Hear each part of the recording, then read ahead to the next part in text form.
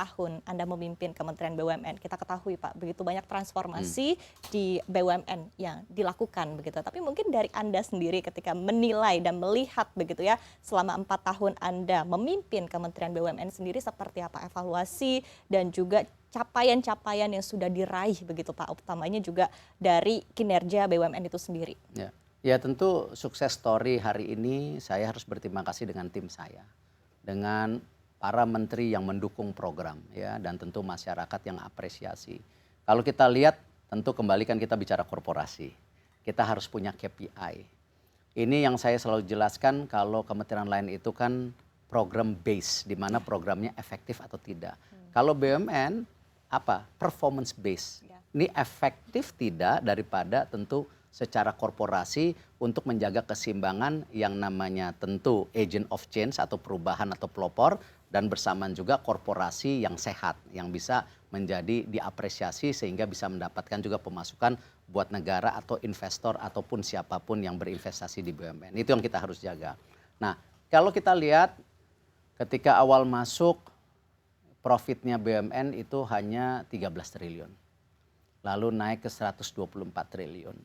Lalu naik ke 309, tapi ada catatan di situ ada non cash karena ada restructuring. Tetapi tahun ini ya dikurangin restructuring macam-macam itu, tetap kita konsisten di angka 250 triliun. Jadi yang kalau sebelum 39 dikurangin non cash hampir 60-an itu 250. Tahun ini kita ngeliat 250 triliun juga kita bisa jaga ya.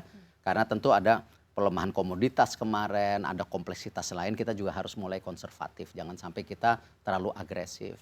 Dan alhamdulillah kalau kita lihat peningkatan dari 13, 124, rata-rata 250 ini peningkatan yang luar biasa. Lalu kita coba detect angka lagi di kemarin half year.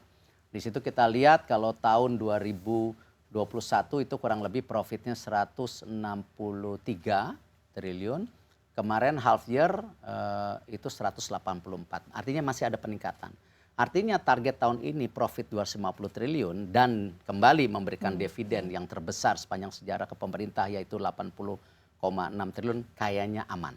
Itu yang kita jaga karena ini kan turbulence ya kita. Nah, di lain pihak tentu kembali ya program bersih-bersih BUMN yang kita sudah dorong bagaimana kita menyelamatkan ya para pensiunan, aset negara yang tentu dikorupsi dan lain-lain, dan saya bekerja sama dengan berbagai pihak, itu saya rasa sebuah prestasi bersama, bukan hanya BUMN sendiri. Terima kasih kepada KPK, Kejaksaan, pihak kepolisian dan penegak hukum lain. Kita bisa menyelamatkan contoh kemarin yang namanya korupsi Jiwasraya yang nilainya 16,8 triliun ditambah Asabri 22,8 triliun. Ya, belum lagi korupsi lainnya. Ya, nah ini yang terus bersih-bersih BUMN ini ya selama ini tidak pernah terjadi. Nah, apakah selesai? Tidak.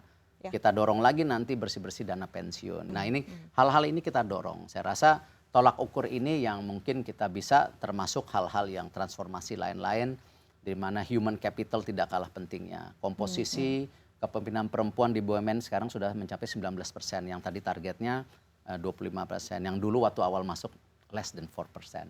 Lalu pemimpin anak muda, di mana sekarang banyak direksi 10% sudah sesuai dengan target usia di bawah 42 tahun. Kita dorong transformasi ini. Jadi ada human capitalnya.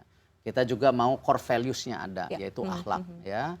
Apakah akhlak ini menjadi simbolik hanya pencapaian? Tidak, ini benar-benar kita harus punya core values itu. Revolusi mental harus terjadi di banyak pihak kalau kita mau jadi negara maju. Ya, Jepang melakukan sejak zaman Meiji period waktu itu. Ya. Tahun 1680 something, ya kan?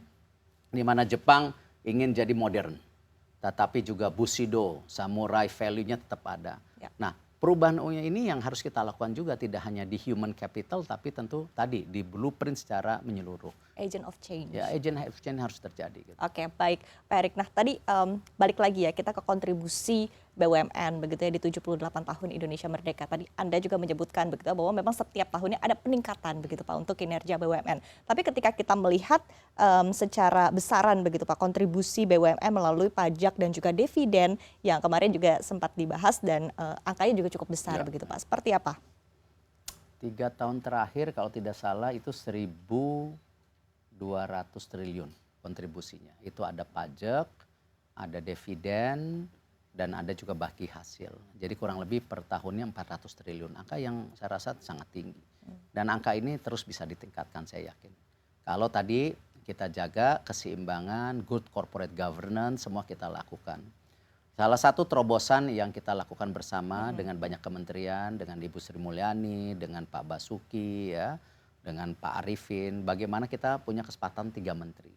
Yang ini kita akan dorong ke depannya yang namanya proyek strategis nasional, penugasan di BUMN harus ada kesepakatan 3 menteri. Tidak bijak saya sendiri yang melakukan atau menteri terkait melakukan, tidak harus ada. Nah, ini terbukti bagaimana perapihan administrasi ini sekarang terjadi. Lihat bagaimana Pertamina, PLN sehat.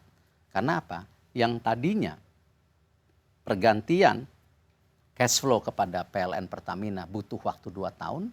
Sekarang karena ini sangat transparan, ya Bu Sri Mulyani percaya, Pak Arifin juga melihat, sekarang per 6 bulan cash flow-nya dibayar. Yang tadinya 2 tahun. Proyek-proyek seperti pembangunan jalan tol apa, yang tadinya sebelumnya gelap, tiba-tiba ini harus bangun. Sekarang Pak Bas saya berkolaborasi. Mana proyek jalan tol yang didanain pemerintah, mana yang didanain BUMN. Ada 2 nih, makanya jangan salah. Pemerintah punya program, BUMN punya, atau private sector punya program. Dan ini semua kita lakukan tadi kolaborasi dengan masyarakat sekitarnya, ya. Mereka bisa mengakses main-main. Jadi kita jangan juga membangun menara gading jalan tol, masyarakat sekitar kita tidak libatkan, kita libatkan kok gitu. Nah, yang kita dorong sama-sama ya supaya apa? Tadi kontribusi bersama kita lakukan dan bahkan kita dorong di 2024-2034 seluruh proyek strategis nasional itu kalau ada perubahan ya presiden yang bisa merubah, tidak antara menteri. Baik. Karena ini kita harus punya kesinambungan, program 5 tahunan. Jangan baru 2 tahun, belok kiri, belok kanan. Karena kepentingan individu daripada ketika yang menjabat sebagai menteri saat itu. Gitu. Nah ini yang kita tolong harus sinkronkan. Nah ini yang kita mau perbaikin sama-sama.